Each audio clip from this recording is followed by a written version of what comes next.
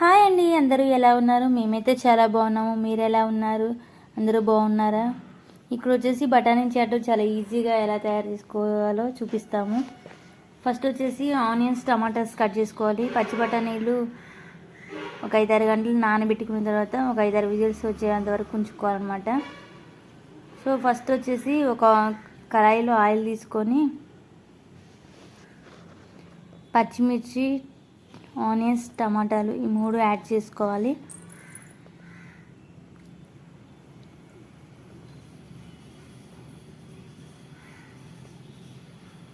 So అలా కొంచెం fry అయిన తర్వాత టమాటాస్ యాడ్ చేసుకోవాలన్నమాట. టమాటాలు మంచిగా మెత్తగా స్మాష్ అయ్యి కుక్ అయ్యేలా ఉంచుకోవాలన్నమాట. దాని తర్వాత వచ్చి బఠానీలు ఆల్రెడీ ఉడకబెట్టి కుక్ చేసే ఉన్నాయండి.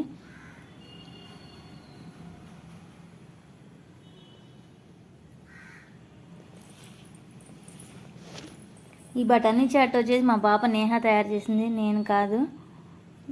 ఆ రోజు ఊరికినే సాయంత్రం టైంలో తినడానికి ఏం లేదనేసి బఠానీ చాట్ తనే ప్రిపేర్ చేసింది.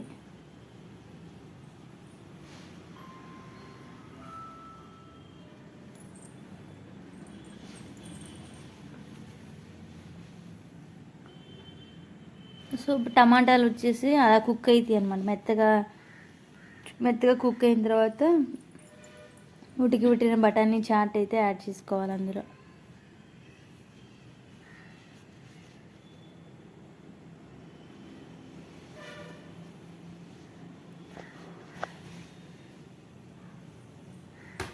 కొంచెం మరీ టైట్గా ఉంటే ఒక గ్లాస్ వాటర్ యాడ్ చేసుకోవచ్చు.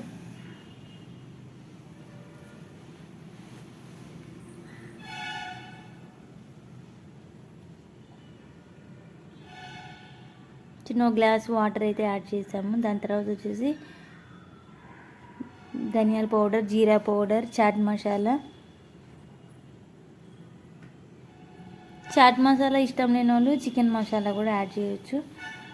సో అంతే అండి, ఈజీగా చాలా టేస్టీగా బఠానీ చాట్ అయితే రెడీ అయింది. దాని తర్వాత ఆనియన్స్, కొత్తిమీర, క్యారెట్తో తింటే చాలా బాగుంటుంది.